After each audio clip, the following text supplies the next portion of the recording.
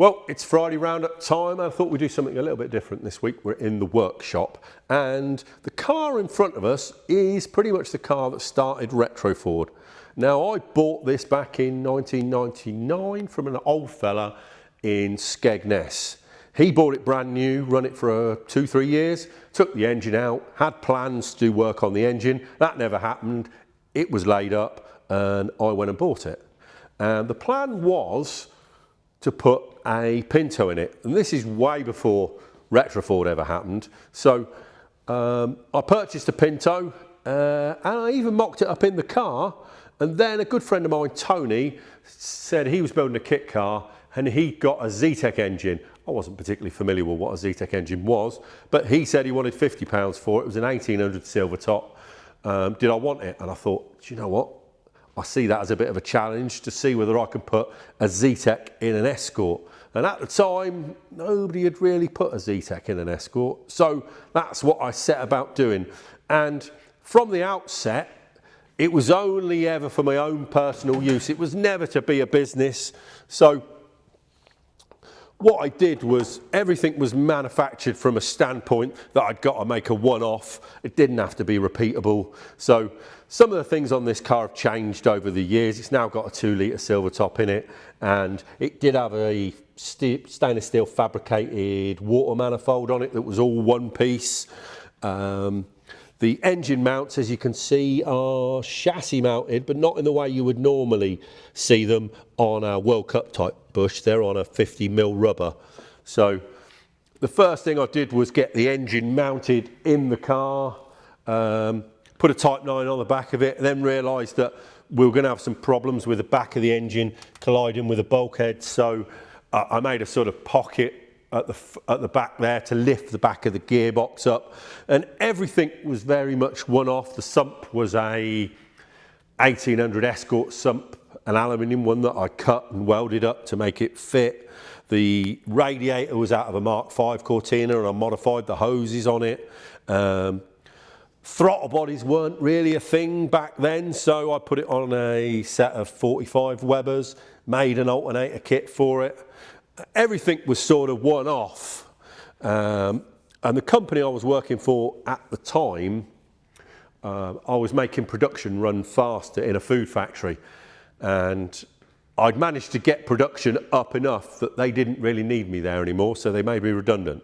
So when I got made redundant, I thought, well, maybe I can make a business out of selling these parts, because wherever I took this car, then people asked me, do you make the bits? And my answer was always no, it's my hobby, I don't want to do that. But then I got made redundant and I thought, well, maybe I can make a go of it.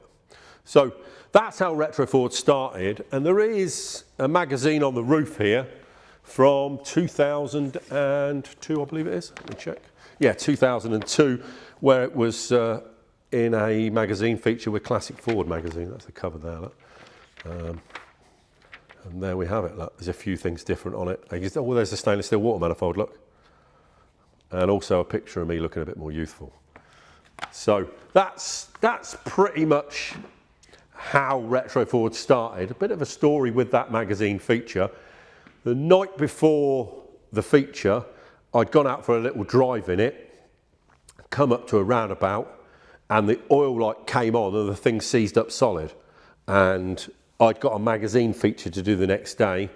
The only thing I'd got was a silver top bottom end with pistons and rods in it that I'd got from the scrapyard. And overnight, I had to try and make all those parts come together and rebuild it. And I do remember being on my driveway at 7 o'clock in the morning, cutting the end off the old crank so that I could press the spigot bearing out, because I couldn't get a new one because it was due to be the photo shoot the next day, and yeah, it was the middle of the night, so I didn't really have a lot of choice. So I did put it all back together, and I did eventually find out why the engine seized up, and it turned out that a cheap aftermarket oil filter had all fell to bits inside and then starved it of oil. So that's a little bit of a brief insight into how Retroford started. We've got various other cars in here. If Luke does a bit of a pan round, you can see what else is in here. We've got the blue Cortina at the back there, Project Patina. Haven't been be able to get near that. We've got VAM, as we call it, because that's the registration. That's got an ST170 motor. I'm waiting for the motor to come back for that. We've got the Escort over there that's going to have a Zetec in it. We've got the Cortina French one that's for sale. And we've obviously got the Lada here. I think most people are familiar with this. So yeah, if you want to have a quick look in there at the Lada. Again, I did get this started the other day and also the Escort started.